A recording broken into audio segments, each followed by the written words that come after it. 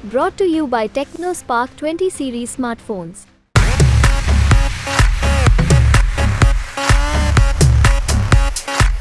उत्तर प्रदेश में तैयारी 80 के 80 की है। हम देश में 543 लोकसभा सीटें जीतने की बात तो नहीं कर रहे हैं, हम 400 प्लस की बात कर रहे हैं। लेकिन उत्तर प्रदेश में 80 से कम नहीं, 80 से ज़्यादा नहीं। मथुरा में भी आप कहते हैं कि जो कृष्ण जन्मभूमि से लगी हुई मस्जिद है, असली मंदिर वही है, इसलिए उसको हटाया जाना ज़रूरी है। ये नया एजेंडा कहाँ से आया? ऐसे पवित्र आस्था के केंद्र हैं, या तो मुस्लिम समाज स्वेच्छा से उसे सौंप दे। कृष्ण जन्मभूमि में आया हूँ और दर्शन किए हैं तो बताया गया कि जन्मभूमि यही है, और अब जो क्लेम हो रहा है वो कहा जा रहा है कि मस्जिद के नीचे भगवान पैदा हुए। तो बड़ा कन्फ्यूज़न है कि क्या मैं गलत जगह पूजा कर रहा हूँ। मैं विवाद में नहीं जाना चाहता, लेकिन इस समय इतना ही कह सकता हूँ, जैसे राम भक्तों की जीत हुई है वैसे शिव भक्तों की जीत होगी, वैसे कृष्ण भक्तों की जीत होगी। वरुण गांधी जो कि वहां पर सांसद थे, उनका टिकट कटा है इस बार, जिसके बाद आपने उनका लेटर भी देखा होगा, प्रणाम पीलीभीत करके उनका एक लेटर आया था।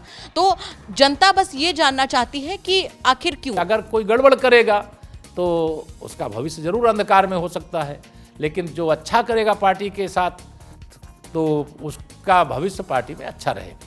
कैसरगंज को लगता है कि बहुत समय हो गया, डिसाइड नहीं हो पा रही है सीट। अभी वहाँ चुनाव में देर भी है। यूपी में भी देख रहे हैं कई बार भर्तियों में पेपर लीक इस तरह की चीज़ें आती है, बड़े लेवल पे प्रोटेस्ट होते हैं। उत्तर प्रदेश में हमने 6 लाख सरकारी नौकरियां दी हैं, और गर्व है हमें कि कोई आप 6 लाख में से 6 बच्चे भी ऐसे खोज के नहीं निकाल सकते जो कहें कि उनके साथ चीटिंग हुई है, उनको भर्ती में रिश्वत देनी पड़ी है। मध्य प्रदेश के मुख्यमंत्री मोहन यादव को उत्तर प्रदेश में लाए हैं और यादव महासभाएं कराई जा रही हैं। आखिर टारगेट क्या है? ये जरूर है कि सैफई खानदान के लोगों की रात की नींद गायब।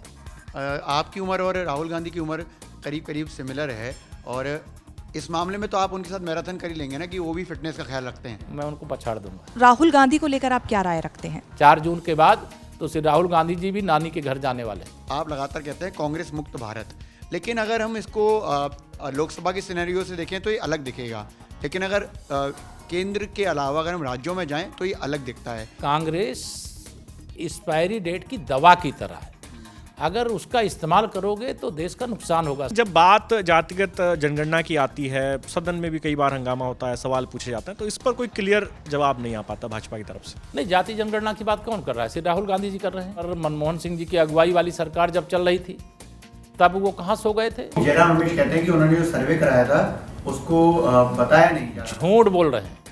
ओवैसी जो है ऑफिशियली उत्तर प्रदेश की राजनीति में एंट्री कर रहे हैं। सारे विरोधी जितने अलग अलग लड़ रहे हैं, चाहे एक साथ लड़ लें चाहे अलग अलग लड़ लें, लेकिन नतीजा एक ही है। अखिलेश यादव हैं उनके चाचा शिवपाल यादव। अमूमन देखा गया है वो भाजपा में किसी अन्य नेता की बजाय आप पर ज्यादा हमलावर होते हैं। वो इतने चिढ़े हुए हैं, एक बार तो सदन में डिबेट हो रही थी, वहाँ मैं अपनी पार्टी की तरफ से बोल रहा था, बार बार अपने स्थान पे खड़े होकर के उन्होंने तो अपनी एक तरह से अपना आपा खो दिया, ऐसे बयानबाजी करने लगे, मुझे शूद्र कहने लगे। समाजवादी पार्टी माने समाप्तवादी पार्टी है, डूबता हुआ जहाज है, इसका अब कोई भविष्य नहीं बचा है। कंफ्यूज नेता हैं, ये कंफ्यूज पार्टी है। क्या केशव प्रसाद मौर्य को हम chief minister of Uttar Pradesh देख सकते हैं? एक बातचीत जो है अगर आप भाजपा ज्वाइन कर लें तो आप अपने बारे में भी ऐसा सोच सकते हैं। नहीं, मेरा जो यहाँ भाजपा में बता मेरा रहा स्थान बढ़िया है। मैं गरीबी में जीवन जिया हूँ, वह मैं कभी नहीं भूलता, और उसका मुझे गर्व है। विकसित भारत का मतलब गरीब आदमी भी अमीर होगा, और जो अमीर है वो और अमीर होगा, जो और अमीर है वो दुनिया के अंदर भारत का तिरंगा लहराने का काम करेगा। मैं श्री राम जन्मभूमि पर लगे हुए ताले को खोलने से लेकर के श्री राम लला के प्राण प्रतिष्ठा समारोह तक का हिस्सा बनने का मुझे गौरव मिला है। मैं भगवान श्री राम लला को, हनुमान जी को प्रणाम करता हूँ। नमस्ते, मैं अविचल दुबे न्यूज़ तक के इस मंच के कार्यक्रम में आप सभी का इस्तकबाल करता हूं। आज जो है चुनावी रंगत में जो हमारे साथ शख्सियत हैं जिनसे हम बात कर रहे हैं, अतिथि हैं आज हमारे कार्यक्रम के, वो हैं केशव प्रसाद मौर्य, जो डिप्टी सीएम हैं उत्तर प्रदेश के। केशव जी के साथ आज बातचीत की शुरुआत हो रही है। सबसे पहले तो मैं सर आपसे यही पूछूंगा कि चुनावी तैयारी कैसी है, और ख़ासकर इस बार जो नारा लगा है, बड़ा नारा है, तैयारी भी लगता है कि ज़ोर शोर से चल रही होगी। देखिए, देश में तैयारी 400 पार की है, उत्तर प्रदेश में तैयारी 80 के 80 की है। हम देश में 543 लोकसभा सीटें जीतने की बात तो नहीं कर रहे हैं, हम 400 प्लस की बात कर रहे हैं। लेकिन उत्तर प्रदेश में 80 से कम नहीं, 80 से ज़्यादा नहीं। इसको लेकर के तैयारी हमने 2022 से, जब विधानसभा चुनाव उत्तर प्रदेश में जीत गए थे, तब से तैयारी चल रही है। और 2024 के लोकसभा चुनाव को लेकर के 2019 से ही तैयारी शुरू हो गई थी। तो हमारा एक चुनाव जब हो जाता है तो दूसरे चुनाव की तैयारी शुरू हो जाती है, और उसी के क्रम में देश और प्रदेश के चुनाव को लेकर के हमारी तैयारी भी है, हमारी रणनीति भी है। हमारे हर कार्यकर्ता के लिए एक लक्ष्य है कि मेरा बूथ सबसे मजबूत, जिस बूथ में सबसे अधिक वोट मिलेंगे उस बूथ के विशेष तौर से बूथ अध्यक्ष का अतिरिक्त सम्मान किया जाएगा।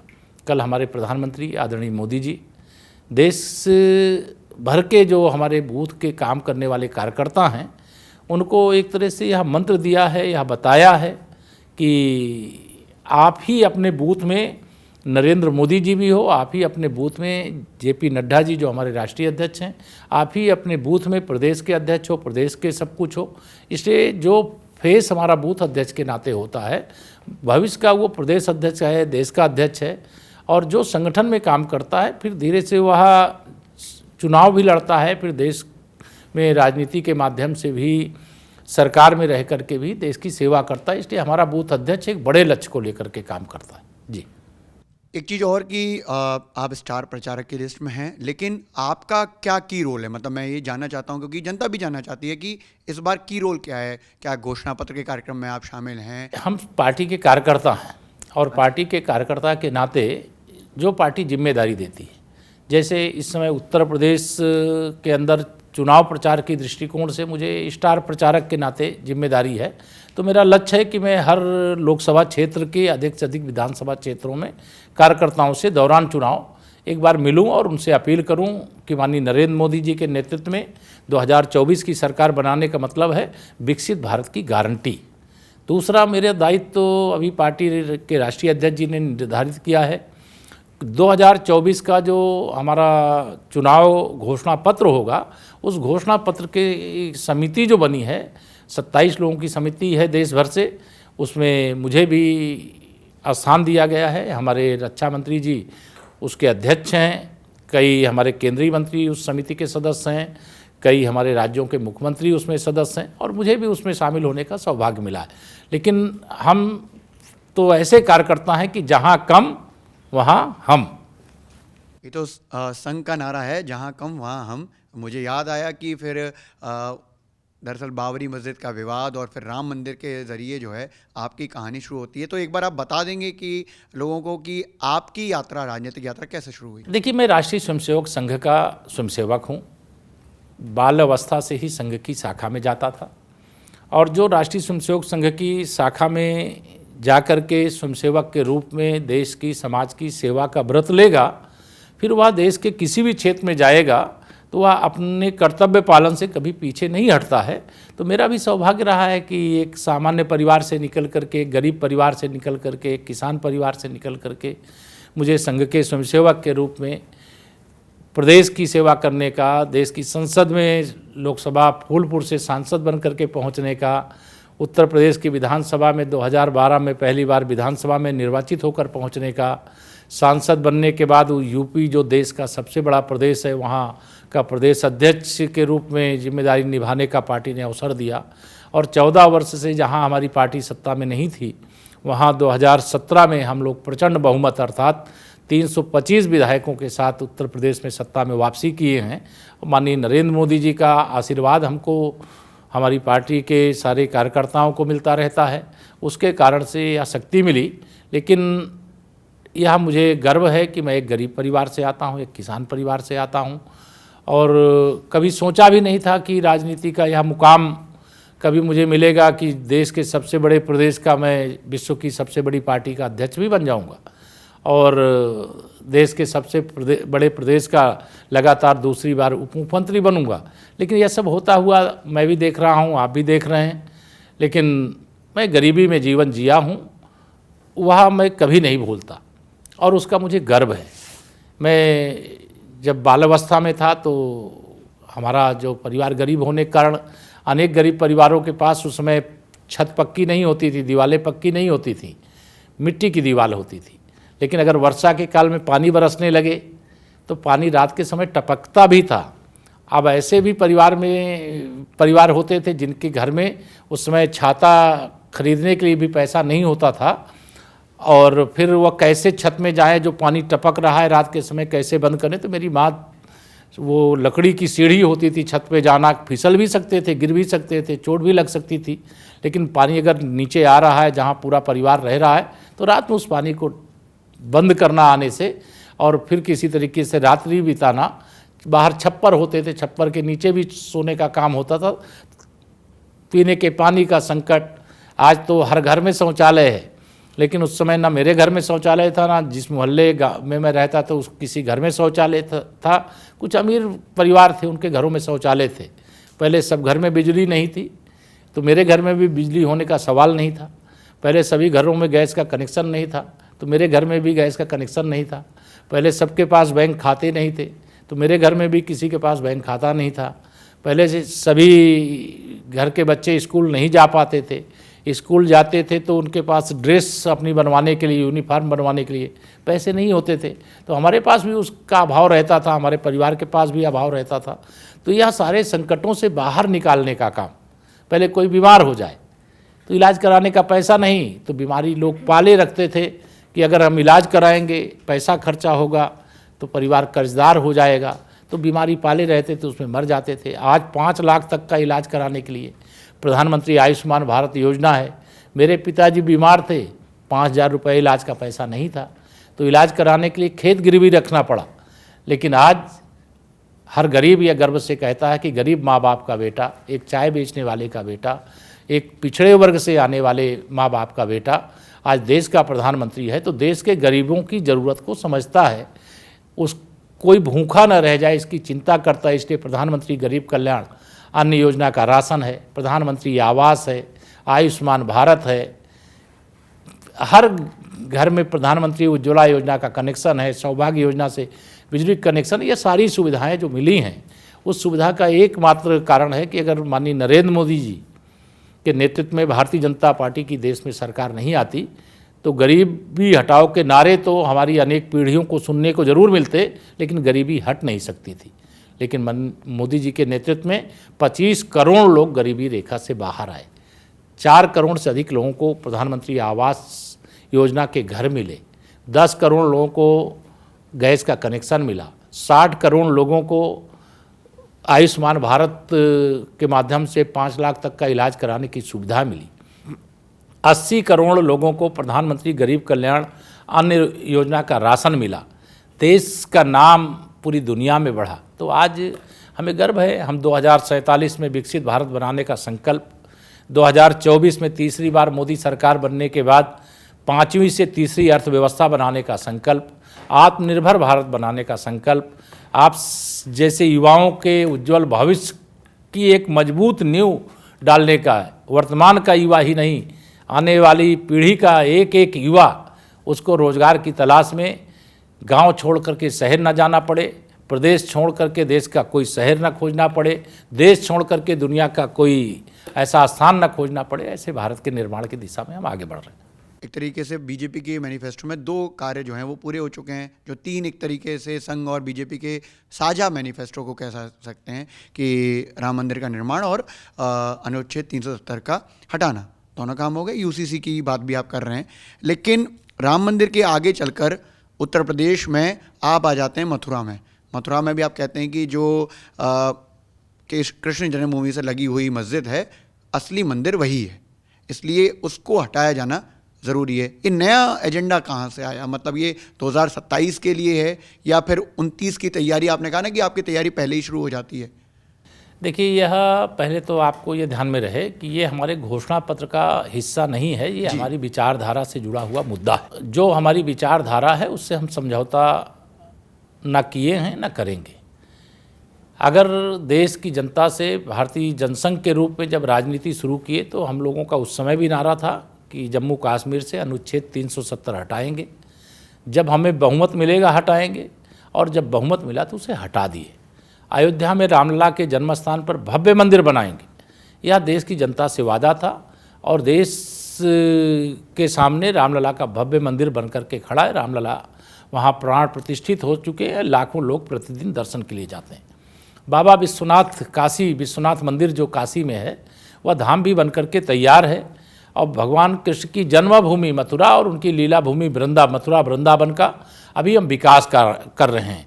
2 स्थान ऐसे हैं जो ज्ञानव्यापी का जो परिसर है और जो श्री कृष्ण जन्मभूमि का स्थान है, उसके साथ में जो ईदगाह है, वो मामला न्यायालय के समक्ष विचाराधीन है। और हमारी सरकार की केवल कोशिश ये रहती है, न्याय में देर नहीं होनी चाहिए, न्याय समय से होना चाहिए, जिससे न्याय की तरह स्वीकार हुआ। चूँकि श्री राम जन्मभूमि का मुकदमा 1949 से चल रहा था और उसका फैसला 2019 में आता है। तो ये जो फैसले में जो देरी हुई, उस देरी के कारण से बहुत लोगों को इंतज़ार था, बेसब्री थी और लोगों को लगता था कि जब या तो मामला न्यायालय से हल होगा या समझौते से हल होगा या संसद में कानून बना करके होगा। लेकिन जब आज़ादी मिली थी, इसकी अपराधी अगर कोई है तो कांग्रेस पार्टी है। अगर भगवान सोमनाथ का मंदिर गुजरात के अंदर श्री राम जन्मभूमि, काशी विश्वनाथ मंदिर और श्री कृष्ण जन्मभूमि की तरह विवादित बनाए थे, कहीं पर ईदगाह, कहीं पर मस्जिद बना करके खड़ा किए थे, तो वहाँ पर भी वही ढांचा खड़ा था। लेकिन सरदार पटेल जी की दृढ़ इच्छा शक्ति के कारण से भगवान सोमनाथ का मंदिर बन गया था, लेकिन अयोध्या, मथुरा, काशी के मंदिरों का काम अधूरा रह गया था। उसके आंदोलन चले, उसके परिणाम आए। ये हमारी आस्था से जुड़े हुए, श्रद्धा से जुड़े हुए विषय हैं। ये ना राजनीति का विषय है, ना चुनाव का विषय है, लेकिन हम लोगों का यह मानना है कि जो ऐसे पवित्र आस्था के केंद्र हैं, या तो मुस्लिम समाज स्वेच्छा से उसे सौंप दे। अगर वो स्वेच्छा से नहीं सौंपता है तो माननीय न्यायालय के माध्यम से जो मुकदमे की कार्रवाई चल रही है, उसकी पैरवी हमारी जो शिव भक्त हैं, जो श्री कृष्ण जी के भक्त हैं, वह पैरवी कर रहे हैं और हमें उम्मीद है कि न्याय मिलेगा तो हमारी जीत होगी। एक बड़ा इंटरेस्टिंग बात है कि आपका नाम केशव है, ठीक है, और मथुरा की लड़ाई, क्योंकि लड़ाई इसलिए कह रहा हूँ क्योंकि वो न्यायालय में चल रही है। मैं भी मथुरा से आता हूँ, मैं वृंदावन से आता हूँ। एक दिन मैं अपने शहर में ही था, तो एक टूरिस्ट भाई साहब आए, उन्होंने पूछा कि सर मेरा एक क्वेश्चन है। मैंने कहा कि बताइए। तो उनको लगा कि मैं यहीं का हूँ तो मैं जानकारी रखता हूँ बहुत सारी। उन्होंने कहा कि मैं यहाँ जहाँ कृष्ण जन्मभूमि में आया हूँ और दर्शन किए हैं, तो बताया गया कि जन्मभूमि यही है, और अब जो क्लेम हो रहा है वो कहा जा रहा है कि मस्जिद के नीचे भगवान पैदा हुए। तो बड़ा कन्फ्यूज़न है कि क्या मैं गलत जगह पूजा कर रहा हूँ या जो है कहीं घुमाया जा रहा है। देखिए, मुझे लगता है कि ये सवाल का जवाब इतना ही लेना चाहिए कि जहाँ इस समय भगवान विराजमान हैं, उनके दर्शन करके एक भक्त के रूप में संतुष्ट हों। बाकी उसकी जांच जो ASI के माध्यम से किया जा रहा है, उसके प्रमाण सब सामने आएंगे और उस साक्ष्य के आधार पर फैसला हो जाएगा। भगवान श्री कृष्ण की जन्मभूमि कहाँ है, यह हर कृष्ण भक्त समझता है। भगवान विश्वनाथ जी की जो वास्तविक शिवलिंग है वो कहाँ है, वह नंदी बाबा बैठे हुए वहाँ से बताते रहते हैं। तो उस पर मैं विवाद में नहीं जाना चाहता, लेकिन इस समय इतना ही कह सकता हूँ कि फैसला जो भी माननीय न्यायालय से आना है वो समय से आएगा तो सबको संतुष्टि होती है। और जब न्याय होता है तो जैसे राम भक्तों की जीत हुई है, वैसे शिव भक्तों की जीत होगी, वैसे कृष्ण भक्तों की जीत होगी। समाजवादी पार्टी में अंतर्द्वंद मचा हुआ है इस वक्त पर। आप देखिए, चाहे आप मुरादाबाद की सीट की बात कीजिए, पहले एसटी हसन को टिकट दिया जाता है, नामांकन करते फिर रुचि वीरा को टिकट दे दिया जाता है, और उसके बाद में एक लेटर भी जो है वो सामने आता है जिसको लेकर बीजेपी उत्तर प्रदेश की तरफ से तंज भी कसा जाता है समाजवादी पार्टी के ऊपर। बदायूं को लेकर भी चर्चा चल रही है, अगर बदायूं का कैंडिडेट बदलता है तो तीसरी बार बदलेगा और तीसरी बार परिवार में ही बदलेगा। और इस वक्त का जो सबसे ज्यादा चर्चा का विषय है वो है मेरठ की सीट। भानु प्रताप को पहले टिकट मिलता है, उसके बाद में अतुल प्रधान को मिलता है, और अब अतुल प्रधान का भी टिकट कट रहा है। कहा जा रहा है कि योगेश वर्मा की जो पत्नी है वो चुनाव लड़ रही हैं। तो ये चुनाव का वक्त है, इतनी बार टिकट बदला जाना क्या कुछ संदेश दे रहा है और आगे की राजनीति में क्या नुकसान होगा इसका समाजवादी पार्टी सारे को? प्रश्नों का एक ही उत्तर है, समाजवादी पार्टी समाप्तवादी पार्टी बनने जा रही है। समाजवादी पार्टी ने एक शब्द रचा है PDA, जिस PDA के बारे में मैं कहता हूं कि ये PDA नहीं, ये परिवार डेवलपमेंट अथॉरिटी है। अंतर्कलह उनका राज्यसभा चुनाव जब उत्तर प्रदेश का हुआ था उस समय उजागर हो गया था। उनकी पार्टी के बहुत सारे विधायकों ने अंतरात्मा की आवाज़ पर भाजपा के प्रत्याशियों को वोट दिया और उनका तीसरा राज्यसभा प्रत्याशी चुनाव हार गया था। परिवार के अंतर कलह की स्थिति, इस समय स्वर्गीय मुलायम सिंह यादव जी इस धरती पे नहीं है। श्री अखिलेश यादव जी ऐसे पुत्र हैं जो अपने पिता से अध्यक्ष की कुर्सी को छीन लिए थे और उनके जीवन काल में जिन्होंने उन्हें मुख्यमंत्री बनाया था उनका अपमान भी किए थे। तो वह परिवार भी अंतर्कलह का शिकार है, पार्टी भी अंतर्कलह का शिकार है। और समाजवादी पार्टी माने समाप्तवादी पार्टी है, डूबता हुआ जहाज है, इसका अब कोई भविष्य नहीं बचा है।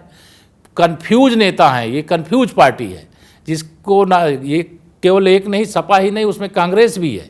कांग्रेस और सपा इंडी गठबंधन के रूप में उत्तर प्रदेश में भाजपा के खिलाफ, भाजपा गठबंधन के खिलाफ चुनाव लड़ रही है और वह उस चुनाव में वह चारों खाने चित्त हो चुकी है। ये श्री अखिलेश यादव जी को, श्री राहुल गांधी जी को और अन्य विपक्ष बसपा की जो मुखिया मायावती जी को सबको मालूम है कि वो सभी 80 सीटों पे हार रहे हैं। भाजपा और भाजपा गठबंधन सभी 80 सीटें जीत रहा है और उनके प्रत्याशियों की जमानत शायद बचेगी तो 10-15 सीटों पे बच जाए तो बहुत बड़ी बात है, अन्यथा इन तीनों दलों के प्रत्याशियों की जमानत किसी लोकसभा सीट पे बचती हुई दिखाई अभी तक मुझे नहीं दे रही। जी, अच्छा, आप उत्तर प्रदेश के डिप्टी सीएम हैं, आप समझ रहे होंगे कि वहां पर राजनीति में क्या कुछ अंदर खाने चल रहा है। अगर चुनाव लड़ने की बात की जाए तो एनडीए अलायंस चुनाव लड़ रहा है, इंडिया गठबंधन चुनाव लड़ रहा है और मायावती ने अकेले चुनाव लड़ने का ऐलान कर दिया है। लेकिन एक और नया गठबंधन जो है वो उत्तर प्रदेश में एंट्री ले रहा है, उसका नाम है पीडीएम न्याय मोर्चा। पल्लवी पटेल के साथ में असुद्दीन ओवैसी जो है एंट्री कर रहे हैं। असुद्दीन ओवैसी जो है ऑफिशियली उत्तर प्रदेश की राजनीति में एंट्री कर रहे हैं। क्या लगता है कि जो नया गठबंधन है, पीडीए कह रहे हैं हमने पीडीए के समकक्ष उतारा है? आपके सवाल का एक ही जवाब है कि ये सारे विरोधी जितने अलग अलग लड़ रहे हैं, चाहे एक साथ लड़ लें चाहे अलग अलग लड़ लें, लेकिन नतीजा एक ही है, 80 की 80 सीट भाजपा और गठबंधन बहुत बड़े बड़े अंतर से 2024 में जीतने जा रहा है और देश में माननीय नरेंद्र मोदी जी के नेतृत्व में तीसरी बार प्रचंड बहुमत की सरकार बनने जा रही है। देश 5 साल नहीं 100 साल आगे जा रहा है। देश का नाम पूरी दुनिया में इतना ऊंचा होने वाला है कि जितनी शायद हम सब लोगों को कल्पना नहीं होगी, उससे भी बहुत आगे देश लंबी छलांग लगाने वाला है। माननीय नरेंद्र मोदी जी के नेतृत्व में अगर उनके शब्दों में ही मैं जो सुना हूँ समझा हूँ उसको अब बताऊँ तो 10 साल तो अभी देश ने झांकी देखा है, पूरी पिक्चर अभी बाकी है जो 5 साल में दिखाई जाएगी। जब भ्रष्टाचार से मुक्त भारत होगा, जब गरीबी से मुक्त भारत होगा, जब देश के हर गांव में सड़क होगी, जब स्मार्ट सिटी के तर्ज पर स्मार्ट विलेज होंगे, जब हर जिले के अंदर आवागमन के लिए चाहे सड़क मार्ग हो, चाहे रेल मार्ग हो, चाहे जल मार्ग हो, चाहे आकाश मार्ग हो, इस प्रकार के साधन उपलब्ध होंगे, तो यह आने वाला भारत यानी विकसित भारत का मतलब कागज में लिखा हुआ एक शब्द नहीं, बल्कि विकसित भारत का मतलब गरीब आदमी भी अमीर होगा और जो अमीर है वो और अमीर होगा, जो और अमीर है वो दुनिया के अंदर भारत का तिरंगा लहराने का काम करेगा। धरती पर भी, आकाश में भी, सब जगह इस समय लहरा रहा है, सब जगह लहराएगा। यह विश्वास देश का है। इसीलिए मैं कहा करता हूँ कि विश्वास करो तुम मोदी पर, यह नव युग का निर्माता है। ऐसा नेता इस धरती पर एक बार ही आता है। और पूरे देश से मैं आप सबके माध्यम से जो आप अच्छे सवाल लेकर के आ रहे हैं, मुझे सवाल के जवाब देने में बहुत आनंद भी आता है। मैं इस देशवासियों से देश को 100 साल आगे ले जाने के लिए, युवाओं के उज्जवल भविष्य के लिए, महिलाओं के सशक्तिकरण के लिए, गरीबों को अमीर बनाने के लिए, किसानों अन्नदाताओं को सक्षम बनाने के लिए मैं एक ही बात कहता हूँ कि घर घर में खुशहाली पहुँचे, बस इतना फर्ज निभा देना, बाकी सब मोदी कर देंगे, तुम कमल का बटन दबा देना। चलिए, ये तो आपने बहुत अच्छी कैंपेनिंग कर दी। एक सवाल मेरा आपसे और रहेगा, क्योंकि आपने इंडिया अलायंस पर भी, अलायंसेस पे भी बात की, आपने समाजवादी पार्टी पर भी बात की, क्योंकि जब हम जनता के बीच जाते हैं सरमाइक लेकर तो एक सवाल जो है वो बहुत कॉमन है। वो सवाल आता है पीलीभीत से। पीलीभीत से इस बार जितिन प्रसाद को आपकी बीजेपी ने उतारा है चुनावी मैदान में, और वरुण गांधी जो कि वहां पर सांसद थे, उनका टिकट कटा है इस बार, जिसके बाद आपने उनका लेटर भी देखा होगा, प्रणाम पीलीभीत करके उनका एक लेटर आया था। तो जनता बस ये जानना चाहती है कि आखिर क्यों। मुझे पता आप ये बात बोलेंगे कि केंद्रीय नेतृत्व का फैसला है, लेकिन क्या वजह रही और आगे क्या कोई जिम्मेवारी मिलने वाली उनको? नहीं, मैं ये बात नहीं बोलूंगा। मैं केवल इतनी बात बोलूंगा, लोकसभा के चुनाव में बहुत सारे लोगों के टिकट कटे हैं, बहुत सारे नए लोगों को टिकट मिले हैं, और जिनको टिकट मिले हैं उनको विजयी होने की शुभकामना है। जिनको नहीं मिले हैं उनसे यही आग्रह करूंगा कि उनको जिताने के लिए जैसे पहले सभी कार्यकर्ता लगते थे, वैसे जो इस समय प्रत्याशी उनको जिताने के लिए श्री वरुण गांधी जी हों चाहे अन्य कोई नेता, वह भी उनके लिए लगें।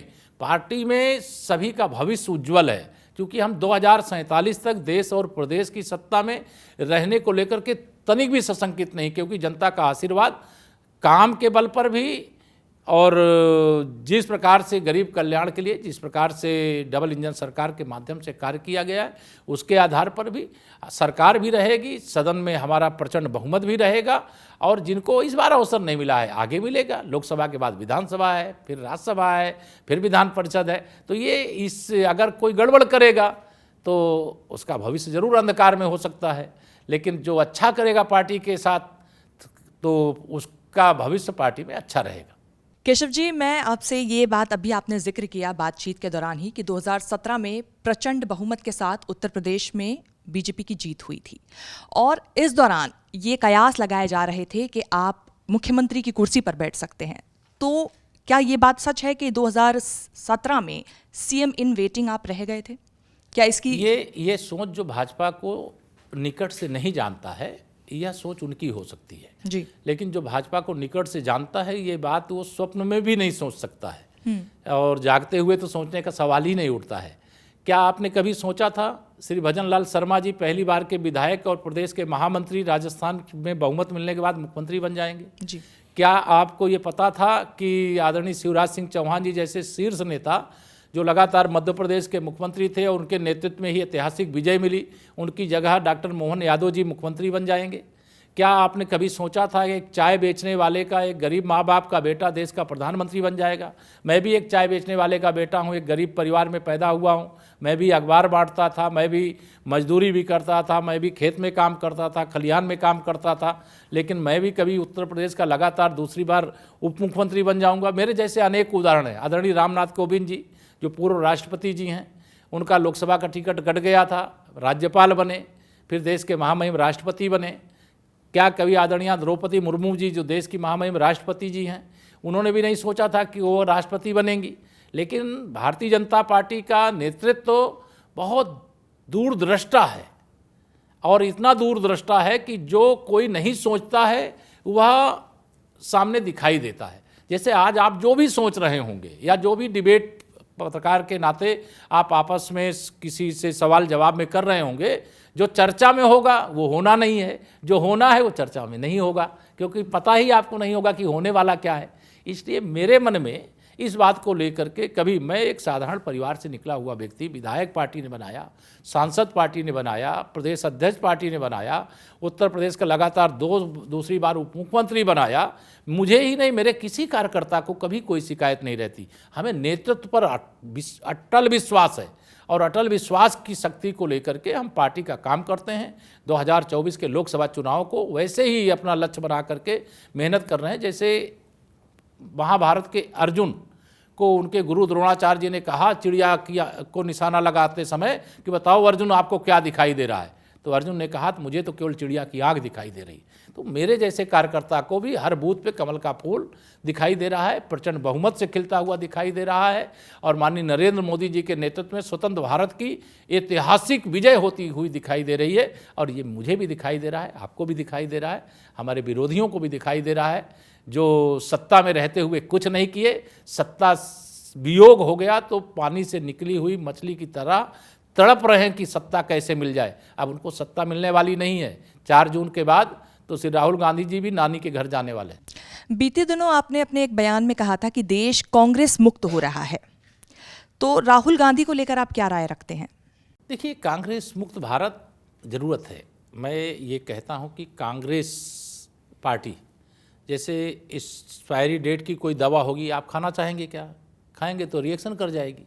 तो कांग्रेस जैसे एक्सपायरी डेट की दवा होती है वैसी पार्टी बन गई है। अगर उसका इस्तेमाल करेंगे तो वो रिएक्शन कर जाएगा, देश बर्बाद हो जाएगा, देश का भविष्य बर्बाद हो जाएगा, देश का वर्तमान बर्बाद हो जाएगा। इसलिए आज जो मैं कांग्रेस मुक्त भारत की बात करता हूँ तो उसका उदाहरण अरुणाचल प्रदेश है, जहाँ भाजपा और कांग्रेस के अलावा तीसरी पार्टी नहीं है। अब 10 ऐसे हमारे विधानसभा के कैंडिडेट थे जिनके खिलाफ कांग्रेस ने प्रत्याशी दिया, और उन लोगों ने चुनाव लड़ने से इसलिए मना कर दिया कि उनको जमानत बचती हुई नहीं दिखाई दे रही थी। हमारे 10 विधायक निर्विरोध वहाँ निर्वाचित हुए। तो कांग्रेस मुक्त भारत कैसे शुरू होगा? कितने नेता, कांग्रेस के बड़े बड़े दिग्गज नेता पार्टी छोड़ करके भारतीय जनता पार्टी की सदस्यता ग्रहण कर रहे हैं, वो क्यों ग्रहण कर रहे हैं? इसलिए उनको मालूम है श्री राहुल गांधी जी की अगुवाई में कांग्रेस का भी भविष्य नहीं है, कांग्रेस के माध्यम से देश का भी भविष्य नहीं है। कांग्रेस अगर सत्ता में रहेगी तो तुष्टीकरण की राजनीति करेगी, कांग्रेस अगर सत्ता में रहेगी तो जातिवाद की राजनीति करेगी, कांग्रेस सत्ता में रहेगी तो बांटो और राज्य करो की राजनीति करेगी, कांग्रेस रहेगी तो गरीबी हटाओ का नारा देगी, लेकिन गरीबी नहीं हट सकती। कांग्रेस रहेगी तो 100 रुपया देश के खजाने से भेजेंगे, 15 रुपया जिसके लिए भेजेंगे उसके पास पहुंचेगा, 85 रुपया ये खा जाएंगे। लेकिन जब माननीय नरेंद्र मोदी जी के नेतृत्व में सरकार होगी तो 34 लाख करोड़ रुपया, चाहे वो प्रधानमंत्री किसान सम्मान निधि, चाहे प्रधानमंत्री आवास, चाहे शौचालय, चाहे उज्ज्वला गैस, सबके लिए जब पैसा भेजा जाता है तो लोगों के खाते में 52 करोड़ प्रधानमंत्री जनधन योजना के खाते खोले गए। उस खाते के आधार पर लोगों के खाते में डीबीटी के माध्यम से पहुंचाने का काम किया। ये भ्रष्टाचार मुक्त भारत की दृढ़ इच्छा शक्ति का परिणाम है। और कांग्रेस होती तो क्या होता? 34 लाख करोड़ में से 5 लाख करोड़ लोगों को मिलता, 29 लाख करोड़ ये बेईमान खा गए होते। अब माननीय नरेंद्र मोदी जी कहते हैं कि न खाऊंगा न खाने दूंगा, जिसने भी खाया है जांच करूंगा, अगर लूट किया है तो एक एक पाई वसूल करके देश की भलाई में, गरीब की भलाई में लगा दूंगा। अब इससे यह सारे विरोधी बेचैन रहते हैं कि उनकी एक जांच क्यों होती है। अरे भ्रष्टाचार की हो तो जांच तो होगी, अगर दोषी पाए जाओगे तो जेल जाना पड़ेगा, जो लूटा है वो लौटाना पड़ेगा। यही ना माननीय प्रधानमंत्री जी कहते हैं, और देश की 140 करोड़ जनता का समर्थन माननीय प्रधानमंत्री मोदी जी को प्राप्त है। जी मौर्य जी, मेरा सवाल आपसे ये है कि आप युवाओं के उज्जवल भविष्य की कामना कर रहे हैं और अब आप कह रहे हैं कि आपका युवाओं पर फोकस है, तो अब हम देख रहे हैं कि युवाओं में डिप्रेशन, एंजाइटी और यहाँ तक कि कई बार चीज़ें सुसाइड तक चली जाती हैं, और जब उसके जड़ में जाया जाता है तो बेरोजगारी एक बड़ा रीज़न निकल कर सामने आता है। हम यूपी में भी देख रहे हैं कई बार भर्तियों में पेपर लीक, इस तरह की चीज़ें आती है, बड़े लेवल पर प्रोटेस्ट होते हैं। आपने भी बहुत संघर्ष किया है, तो किस तरीके से इसको डील करेंगे आप, क्योंकि बेरोजगारी पूरे देश का एक बड़ा मुद्दा बन रही है? सबसे पहले तो मैं आप सबके माध्यम से जो भर्ती माफिया हैं उनको सख्त चेतावनी देना चाहता हूँ कि देश के युवाओं के भविष्य के साथ खिलवाड़ मत करो। दूसरा, अपने युवाओं को आह्वान करना चाहता हूँ, निराश मत होइए। ये विकासशील भारत, विकसित भारत बनने वाला है। देश और प्रदेश के कोई भी सरकारी पद तो खाली रहेंगे ही नहीं, लेकिन हमारे युवा प्रतिभाशाली हैं। दुनिया में भारत से अधिक प्रतिभाशाली किसी देश के पास युवा नहीं है, और ऐसा युवा निराश हो इसकी आवश्यकता नहीं है। असफलता एक चुनौती है, उसे स्वीकार करो, क्या कमी रह गई सुधार करो, फिर परीक्षा दो, सफलता मिलेगी। कहते हैं ना, लक्ष्य तक पहुँचे बिना पथ में पथिक विश्राम कैसा, लक्ष्य है अति दूर दुर्गम, मार्ग भी हम जानते हैं, किंतु पथ के कंटकों को हम सुमन ही मानते हैं। इस भाव से अपने लक्ष्य को प्राप्त करने के लिए मेरे युवा आगे बढ़े। उत्तर प्रदेश में हमने 6 लाख सरकारी नौकरियां दी हैं, और गर्व है हमें कि कोई आप 6 लाख में से 6 बच्चे भी ऐसे खोज के नहीं निकाल सकते जो कहें कि उनके साथ चीटिंग हुई है, उनको भर्ती में रिश्वत देनी पड़ी है। ये उत्तर भारतीय जनता पार्टी की सरकार वाला प्रदेश होता है। आदरणीय योगी आदित्यनाथ जी के नेतृत्व में हमने मार्च 2017 में सरकार बनाई थी, और सरकार बनाने के बाद पारदर्शी भर्ती करने का प्रयास किया। कुछ पेपर लीक हुए हैं, तह तक गए हैं। जो पेपर लीक करने वाले माफिया हैं, उनको यह समझ लेना चाहिए कि अब उनकी ज़िंदगी जेल में बीतेगी, और जिन्होंने युवाओं के भविष्य के साथ खिलवाड़ किया है उनका भविष्य भी खतरे में अब रहेगा। ऐसे भ्रष्टाचारियों को, ऐसे माफियाओं को, ऐसे अपराधियों को माफ़ नहीं किया जा सकता।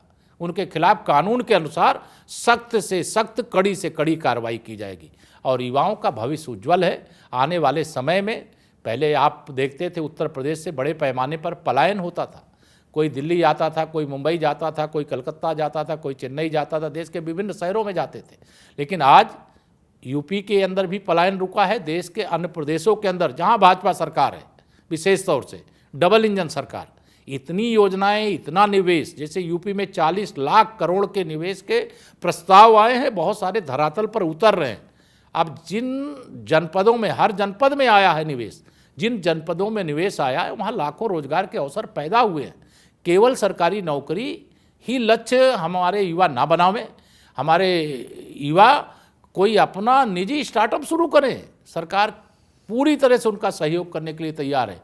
1 विंडो सिस्टम उनके लिए तैयार किया गया और भर्तियों में आने वाले समय में पेपर लीक जैसी या कैंसर रूपी बीमारी का अंत कर देंगे।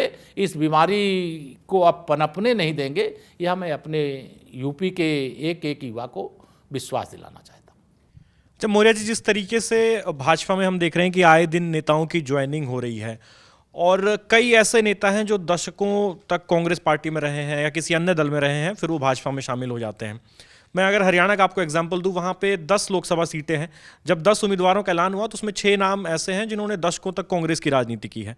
तो आपको नहीं लगता कि एक आइडियोलॉजी है पार्टी की, और जब इस तरह के लोगों को आप पार्टी में भरते हैं या पार्टी में लेते हैं तो वो आइडियोलॉजिकली कहीं ना कहीं आपकी जो उससे कंप्रोमाइज हो सकता है? आप एकदम विश्वास रखिए, भारतीय जनता पार्टी अपने विचारधारा से समझौता नहीं करती है।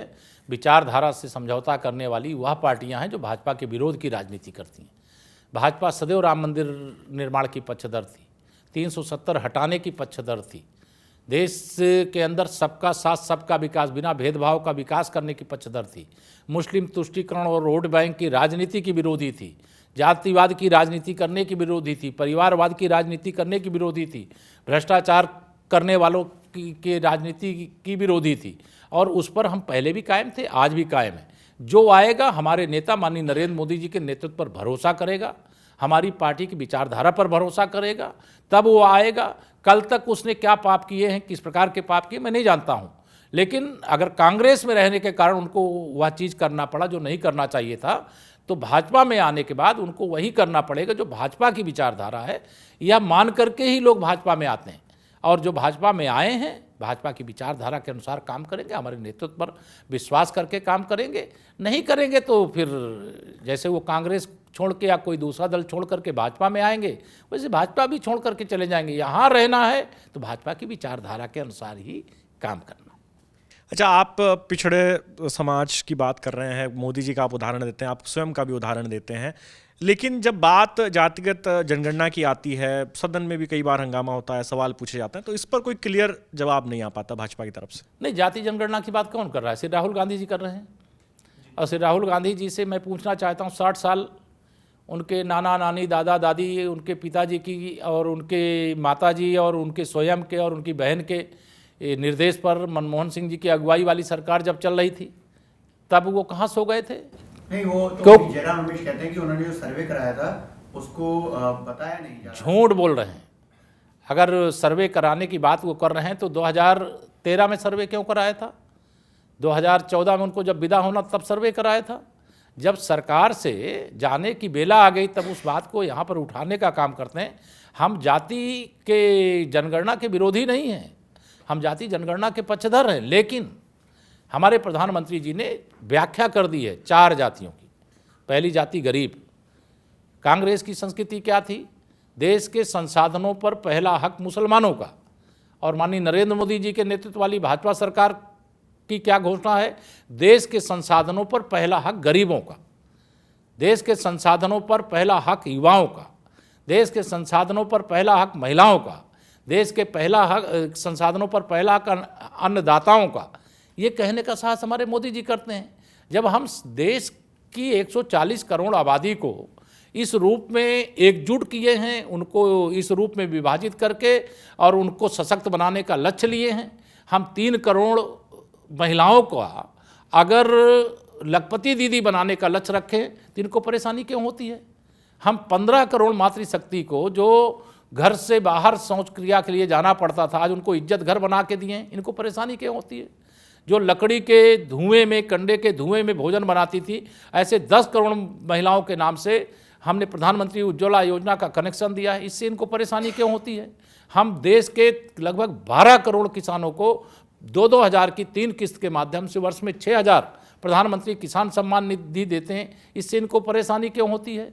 हमने रेल मार्ग, सड़क मार्ग, हवाई मार्ग, जल मार्ग सब ओपन करने का फैसला किया है, रोजगार के अनेक अवसर पैदा किया है, इससे इनको परेशानी क्यों होती है? हमने देश में पर्यटन उद्योग को एक पाताल से आकाश की ऊंचाई तक पहुंचाने का काम किया है, इससे इन्हें परेशानी क्यों होती है? प्रयागराज के कुंभ में 24 करोड़ लोग आए। अगर मेरे प्रधानमंत्री श्री नरेंद्र मोदी जी वहाँ स्वच्छता रखने वाले स्वच्छता कर्मचारियों के चरण धो देते हैं तो इनकी छाती क्यों फटती है? तो यह जो इन विपक्ष के जो हमारे दल हैं, जो इस प्रकार की बातें करते हैं उनके बात का एक ही एजेंडा है, एन केन प्रकरण कुछ भी करो, किसी तरह के किससे भी सत्ता अर्जित कर लो, सारे विरोधी एक दूसरे के खिलाफ। यही कांग्रेस पार्टी आम आदमी पार्टी के साथ दिल्ली में समझौता करती है, पंजाब में एक दूसरे के खिलाफ लड़ते हैं। यही कांग्रेस पार्टी इंडी गठबंधन के मंच पर कम्युनिस्ट पार्टी को बैठाती है, उसी कम्युनिस्ट पार्टी के खिलाफ केरल में जाकर के श्री राहुल गांधी जी वायनाड से नामांकन करके आते हैं और उत्तर प्रदेश के रायबरेली और अमेठी का भी कैंडिडेट तक घोषित नहीं कर पाते हैं। तो भारतीय जनता पार्टी का जो विजन है, भारतीय जनता पार्टी का जो लक्ष्य है वह स्पष्ट है। हम संपूर्ण देशवासियों को अर्थात 140 करोड़ देशवासियों को एक साथ लेकर के चलने का काम कर रहे हैं।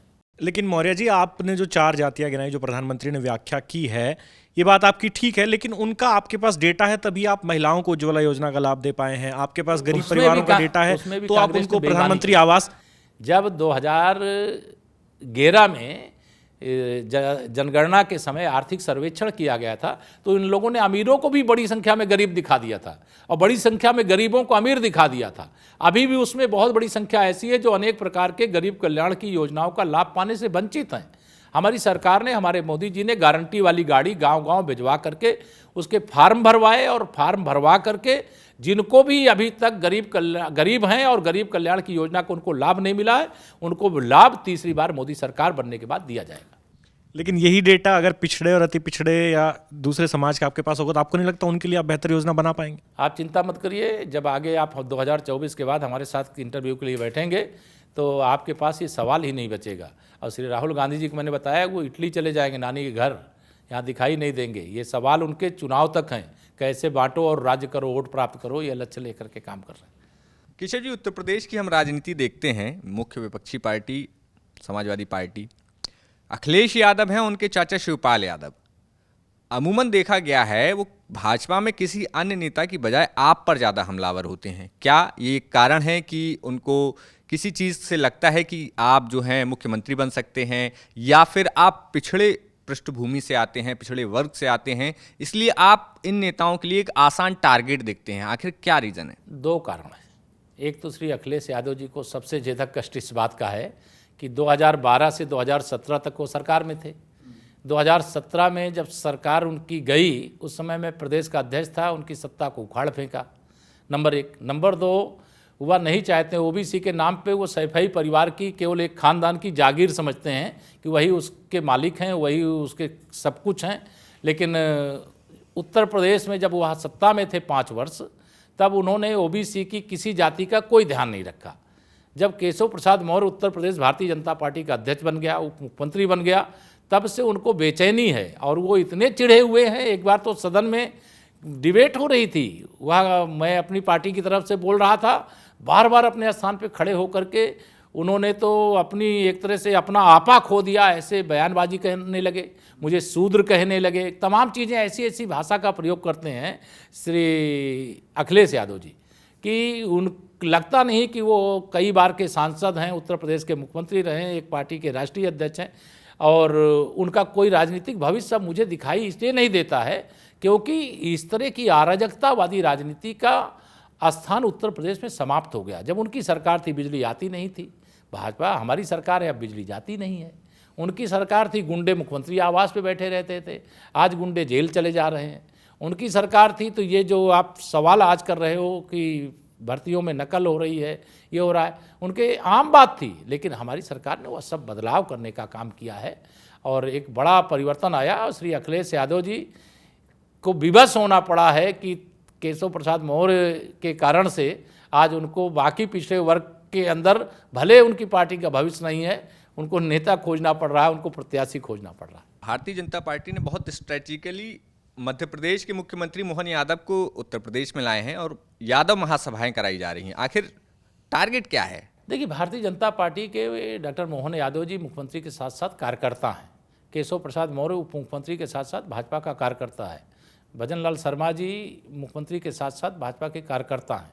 विष्णुदेव साय जी मुख्यमंत्री के साथ साथ भाजपा के कार्यकर्ता हैं। ऐसे योगी आदित्यनाथ जी मुख्यमंत्री के साथ साथ भाजपा के कार्यकर्ता हैं। और जो कार्यकर्ता है, पार्टी उनके लिए जहाँ जो काम बताती है, जो कार्यक्रम लगाती है, वहाँ लोग जाते हैं और वो आए तो इससे ये ज़रूर है कि सैफई खानदान के लोगों की रात की नींद गायब है। एक सवाल महिलाओं को लेकर है मेरा। तमाम लगातार कहा जाता है कि भारतीय जनता पार्टी महिलाओं पर खास तौर से फोकस करती है, और उत्तर प्रदेश में अगर आपकी पॉलिटिक्स देखें 2017 के बाद आपको 22 में ग्रामीण विकास मंत्रालय दिया गया सर। तो पीडब्ल्यूडी से ग्रामीण विकास मंत्रालय कितना अलग है? क्योंकि जितने शौचालय बन रहे हैं, चाहे प्रधानमंत्री आवास बन रहे हैं, ये सब आपके विभाग में, यानी कि सीधा प्रधानमंत्री का काम और जिम्मेदारी उत्तर प्रदेश में आप संभाल रहे हैं। कितना अंतर लगता है पीडब्ल्यूडी और ग्रामीण विकास मंत्रालय? माननीय प्रधानमंत्री जी का महिला सशक्तिकरण, देश की आधी आबादी का सशक्तिकरण उनका संकल्प है, और इसीलिए संसद का जो नया भवन बना है उसका जो पहला कानून बना है वो नारी शक्ति बंधन अधिनियम 2024 बना है। और जो नारी शक्ति बंधन अधिनियम बना है उसके आधार पर आने वाले समय में विधानसभा, लोकसभा, राज्यसभा, विधान परिषद सभी सदनों में भी महिलाओं की 33% हिस्सेदारी सुनिश्चित हो जाएगी। और लोक निर्माण विभाग हो और चाहे ग्रामीण विकास विभाग हो, ग्राम विकास विभाग हो, सभी के माध्यम से प्रदेश की जनता की सेवा करने का दायित्व मिलता है। और वह सेवा करने का मुझे सड़क बनाने की खुशी, मुझे गरीबों का घर बनाने की खुशी, उनके घरों में शौचालय बनाने की खुशी, मनरेगा के माध्यम से तमाम सारे गांव के छोटे छोटे विकास कार्यों को कराने की खुशी, अमृत सरोवर जो तालाब सूख गए थे और उसमें इस समय अमृत सरोवर बना करके उसको पूरी तरह से जल संरक्षण करने की खुशी, यह एक अलग खुशी होती। बहुत सारे काम हैं, उसका वर्णन करने में बहुत समय लगेगा, लेकिन ग्राम विकास विभाग के माध्यम से सही मायने में गरीबों की सेवा करने का मुझे बहुत अच्छा अवसर मिला। दूसरा, महिलाओं का जो हमारा स्वयं सहायता समूह होता है वह समूह भी इसी मंत्रालय के अधीन आता है। तो इसके माध्यम से भी हमने उत्तर प्रदेश के अंदर अभी 30 लाख दीदियों को लखपति दीदी बनाने का लक्ष्य लिया और लगभग उसके निकट पहुंच गए। और देश में 3 करोड़ का लक्ष्य आदरणीय प्रधानमंत्री जी ने दिया है, उसमें उत्तर प्रदेश में हमारे लगभग 1 करोड़ 20 लाख दीदियां समूह से जुड़ी हुई हैं। हमारा तो लक्ष्य यह है कि केवल 30 लाख नहीं, जितनी दीदियां समूह से जुड़े वो सब लखपति दीदी बने, आत्मनिर्भर दीदी बने, अपने परिवार को सम्मान से आगे बढ़ाने वाली दीदी बने, वह भी अपनी हिस्सेदारी अपने घर की कमाई में सुनिश्चित कर सके। यह सरकार का प्रयास है और इसका परिणाम भी बहुत शानदार है। कैसरगंज को लगता है कि बहुत समय हो गया, डिसाइड नहीं हो पा रही है सीट, कोई वजह? कई सीटें 10-11 सीटें बाकी हैं और केंद्रीय चुनाव समिति ने इसका अधिकार माननीय राष्ट्रीय अध्यक्ष जी को दिया हुआ है, और केंद्रीय चुनाव समिति के अधिकार के आधार पर हमारे राष्ट्रीय अध्यक्ष जी घोषित कर देंगे। अभी वहाँ चुनाव में देर भी है जी। एक चीज़ और पूछना चाहता हूँ, ये सर ये जो आप ये पटका लेते हैं बिल्कुल डिफरेंट है, ऐसा पटका ये मेरे पूज्य अशोक सिंघल जी का दिया हुआ आशीर्वाद है। ये केवल पटका नहीं है, उनके आशीर्वाद का कवच है जो मैं सदैव धारण करके रखता। और ये जब आप राम मंदिर आंदोलन में रहे होंगे तब की बात आप बता रहे हैं? श्री राम जन्मभूमि आंदोलन के पहले दिन से लेकर के आप काफ़ी करीब थे अशोक जी के। ये हाँ, मैं पूज्य अशोक सिंघल जी के आशीर्वाद की छाया में ही सार्वजनिक जीवन में सबसे ज़्यादा संघर्ष किया हूँ, आंदोलन किया हूँ। और मैं श्री राम जन्मभूमि पर लगे हुए ताले को खोलने से लेकर के श्री राम लला के प्राण प्रतिष्ठा समारोह तक का हिस्सा बनने का मुझे गौरव मिला है। मैं भगवान श्री राम लला को, हनुमान जी को प्रणाम करता हूँ, और मेरा जीवन एक तरह से मेरे जीवन काल में वह सब कुछ हो गया। और पूज्य अशोक सिंघल जी तो दिव्यलोक में पधार गए, वहाँ से उनका आशीर्वाद मिलता है, लेकिन कोई आंदोलन शुरू हो और उसका परिणाम आपको प्राप्त हो जाए और आंदोलन के प्रथम दिन से आप उसका हिस्सा रहे हों और प्राण प्रतिष्ठा के दिन तक आप वहाँ उपस्थित रहे हों, इससे अधिक सुखद कुछ दूसरा नहीं हो सकता। चलिए, मैं एक बात को और आगे बढ़ा देता हूँ। लगातार जो विरोधी पार्टी हैं या लगातार जो चर्चा होती है उसमें कहा जा रहा है कि बीएसपी जो है वो बीजेपी की बी पार्टी है। 2019 के लोकसभा चुनाव में सपा, बसपा, कांग्रेस, उस समय राष्ट्रीय लोकदल भी हमारे साथ नहीं था, सब हमारे साथ, हमारे खिलाफ ये साथ में मिल करके चुनाव लड़े थे। हमारी बी टीम थे इसलिए लड़े थे। बसपा, सपा, कांग्रेस, या तीनों के बारे में मैं कहता हूँ, कांग्रेस मुक्त भारत जरूरी है। कांग्रेस एक्सपायरी डेट वाली राजनीतिक पार्टी हो गई है। बसपा के बारे में मैं कहता हूँ ये बिल्कुल समाप्तवादी पार्टी है, बसपा का कोई भविष्य नहीं रह गया है। सपा को समाप्तवादी पार्टी होने से कोई बचा नहीं सकता है। ये आप 2024 के लोकसभा चुनाव में देख लीजिएगा, जब सपा का खाता नहीं खुलेगा। अभी तो अंतर्कलह मतलब जो है, जो आप तक दिखाई दे रहा है, वो तो युद्ध के रूप में परिवर्तित होगा। पूरा महाभारत तो लोकसभा चुनाव के बाद सैफई खानदान में शुरू होगा। इलेक्ट्रल बॉन्ड्स को लेकर भी चर्चा काफ़ी ज़्यादा है, एक तरह से चुनावी मुद्दा भी है। कहा जा रहा है कि साहब की कुछ कंपनियां ऐसी थी, जैसे मैं नाम लूँ। देखिए, उसमें हमारे देश के प्रधानमंत्री जी और हमारे देश के गृह मंत्री जी भी बोल चुके हैं कि देश की सर्वोच्च अदालत का कोई फैसला है उसे शीश झुकाकर स्वीकार करते हैं। लेकिन सही बात, मैं भी एक नागरिक के नाते भी अगर सोचूं तो इलेक्ट्रल बॉन्ड आने के पहले ये जो चंदा चोरी का या चुनाव के नाम पर पैसा लेने का हिसाब किताब तो कुछ है ही नहीं। ये तो कम से कम यह है कि किसने किसको दिया, किसको कितना मिला, यह हिसाब तो है इलेक्ट्रल बॉन्ड के माध्यम से। तो यह जो पहले कहा जाता था, किया जाता था, वो गलत था, वो भ्रष्टाचार था। ये भ्रष्टाचार से मुक्ति का एक रास्ता था। कोई कमी अगर रह गई है तो आदरणीय प्रधानमंत्री जी का भी मैं बयान देख रहा था, उन्होंने कहा गलती हो सकती है, उसको सुधारेंगे। लेकिन हमने तो वह चीज़ बना करके दिया है जिससे इस प्रकार की जो पारदर्शिता का अभाव था वो अभाव खत्म हो जाए, किसने किसको चंदा दिया, कितना दिया, इसका पता चल जाए। अभी हमारे यहाँ नितिन गडकरी ने इंटरव्यू दिया है, तो उसमें उन्होंने कहा कि सबसे ज़्यादा अगर कोई ज़रूरी है, मैं युवाओं को ये कहना चाहूँगा, वो है हेल्थ। और अगर मैं आपको देख रहा हूँ तो आप वैसे के वैसे ही हैं। अगर मैं 12-13 साल से ऑब्ज़र्व कर रहा हूँ, जब ग्रेजुएशन में था, फिर जर्नलिज्म में आया, क्या वजह है? देखिए, इसका कारण यह है कि अगर हम लोग बचपन से अपने बड़े बूढ़ों से सुनते आ रहे हैं, बड़े बुजुर्गों से सुनते आ रहे हैं कि पहला सुख निरोगी काया, दूजा सुख घर में हो माया, तीजा सुख सुत आज्ञाकारी, चौथा सुख सुलक्षणा नारी। अर्थात ये 4 सुख जिसके, यानी निरोगी काया। अब निरोगी काया के लिए क्या करोगे आप? अगर सुबह सूर्य उदय की प्रतीक्षा करोगे बिस्तर त्यागने के लिए तो स्वस्थ कैसे रहोगे? बीमार पड़ोगे। सुबह उठो, योग करो। जैसे विश्व योग दिवस 21 जून को मोदी जी ने संयुक्त राष्ट्र संघ से आह्वान किया और पूरी दुनिया अब आज विश्व योग दिवस मना रही है। तो शरीर को थोड़ा कष्ट दो, पसीना बहाओ, स्वस्थ रहोगे, मस्त रहोगे, प्रसन्न रहोगे। तो बहुत सारे लोग स्वास्थ्य का ध्यान नहीं रखते हैं, और स्वस्थ हैं तो सब कुछ है, स्वास्थ्य है तो सब कुछ है, जीवन है तो सब कुछ है। जो माननीय प्रधानमंत्री जी कहते थे ना कि मतलब सबसे पहले मतलब जीवन की रक्षा करनी चाहिए, स्वास्थ्य की रक्षा करना चाहिए, और उस दिशा में मैं भी कोशिश करता हूं कि स्वस्थ रहने का प्रयास करूं। बाजार की ऐसी चीज़ें ना खाया जाए जो अनावश्यक फैट बढ़ाने वाला हो, जो शरीर को नुकसान पहुंचाने वाला हो, थोड़ा कम खाया जाए, ताज़ा खाया जाए, आयली चीज़ें ना खाया जाए। तो इसका मैं भी प्रयास करता हूं, थोड़ा सा भगवान की कृपा रहती है और निरोगी काया है।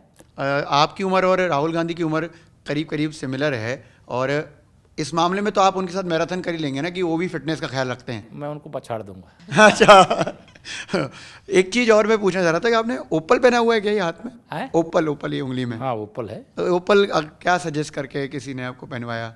तमाम, देखिए, मैं चूँकि विश्व हिंदू परिषद से जुड़ा रहा हूँ, बहुत सारे साधु संत आचार्य गण का आशीर्वाद मुझे मिलता रहता है। तो कोई पूज्य संत गण कोई कुछ बता देते हैं, उसको पहना हुआ हूँ। गले में माला भी पहना, रुद्राक्ष की माला भी पहना हूँ, अब हाथ में ओपल भी पहना हुआ। तो आचार्यों का सम्मान है, उनका आशीर्वाद है। जैसे आपने पूछा, ये पटका आपका गमछा बहुत अच्छा दिख रहा है, यह देखने में भी अच्छा लगता होगा, लेकिन ये मेरे लिए हर समय लगता है कि मेरे पूज्य अशोक सिंघल जी का आशीर्वाद सदा मेरे साथ। बिल्कुल अलग है, मतलब कोई ऐसा कोई पहनता नहीं है, इसलिए मैंने पूछा था। मैं पहनता हूँ। जी, बिल्कुल आप पहनते हैं, इसीलिए। तो उसमें कुछ आशीष खास नहीं दिया, जैसे कि 2027 में संभावनाएं बेहतर हो सकती हैं, अगर नहीं, 2047 तक संभावनाएं बेहतर हैं, आपके 27 लिए तक ही। मैं पर्सनली कह रहा हूँ कि क्या मेरे लिए आज भी बेहतर है, कल भी बेहतर था, आने वाले समय में भी बेहतर रहेगा। क्या केशव प्रसाद मौर्य को हम chief minister of Uttar Pradesh देख सकते हैं? एक बातचीत जो है अगर आप भाजपा ज्वाइन कर लें तो आप अपने बारे में भी ऐसा सोच सकते हैं। नहीं, मेरा जो यहाँ भाजपा में बता मेरा रहा हूँ, स्थान बढ़िया है। भाजपा में कोई साधारण सा कार्यकर्ता जो ना सोचे वह भी हो सकता है, और जो सोचे हो सकता है वो ना हो पावे। लेकिन इसलिए हम लोगों का एक राष्ट्रीय स्वयंसेवक संघ के स्वयंसेवक और कार्यकर्ता के नाते यही सोचना रहता है कि जहाँ कम वहाँ हम, पार्टी जहाँ जो काम बताए उस काम के लिए हम उपस्थित हैं। तो यह भाव मन में रहता है, और ये मन में नहीं रहता कि मैं ये बन जाऊँ, मैं ये बन जाऊँ, मैं ये बन जाऊँ। जो मैं बन गया हूँ, या कभी मेरे ना परिवार वाले सोचे होंगे, ना मैंने सोचा था, ना मेरे घर वाले गांव वाले सोचे होंगे, ना मेरे मित्रगण सोचे होंगे, लेकिन आज मैं उत्तर प्रदेश का लगातार दूसरी बार उप मुख्यमंत्री हूँ, ये कोई साधारण बात नहीं है। मित्रों ने तो सोचा होगा, क्योंकि इलाहाबाद की राजनीति कर रहे थे तो मित्रों ने जरूर सोचा होगा। देखिए, मैं एक बहुत छोटे गांव में पैदा हुआ और जहाँ जिस छोटे गांव में पैदा हुआ हूँ वहाँ से मैंने संघ की शाखा से अपने समाज जीवन में, राष्ट्र जीवन में अपने योगदान की शुरुआत की। फिर संगठन मंत्री बन गया। मैं स्वयं भी नहीं सोचा था मैं राजनीति में आऊँगा, लेकिन पूज्य अशोक सिंघल जी और अन्य हमारे वरिष्ठ लोगों के मन में रहा होगा कि केशव जी को राजनीतिक क्षेत्र में भेजा जाए। उन्होंने भेज दिया और भेज करके मैंने यहाँ तक की यात्रा किया है।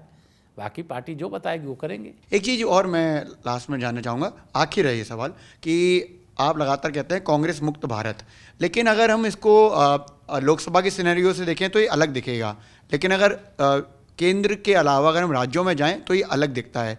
कुछ राज्यों में कांग्रेस ग्रो कर रही है, बहुत लॉस भी कर रही है, जैसे तेलंगाना है, कर्नाटका है, हिमाचल है, वो तो उन्होंने जीते ही है ना, और कुछ जगह वो अपनी संभावनाएं भी तलाश रहे हैं। लोकतंत्र है, लोकतंत्र में जीत हार किसी की हो सकती है, इससे हम इनकार नहीं कर सकते। लेकिन मैंने कहा कांग्रेस एक्सपायरी डेट की दवा की तरह है। अगर उसका इस्तेमाल करोगे तो देश का नुकसान होगा, समाज का नुकसान होगा, गरीब का नुकसान होगा, युवाओं का नुकसान होगा, महिलाओं का नुकसान होगा, अन्नदाताओं का नुकसान होगा।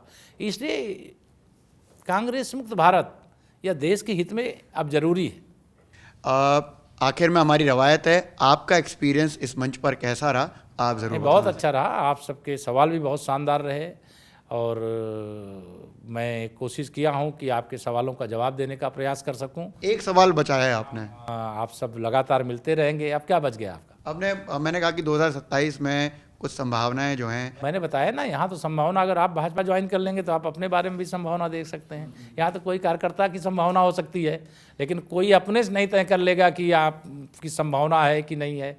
ये तय करने का काम पार्टी नेतृत्व का होता है। पार्टी नेतृत्व जो तय करेगा, जो भूमिका तय करेगा, वो भूमिका निर्वाह करेंगे। बहुत बहुत धन्यवाद।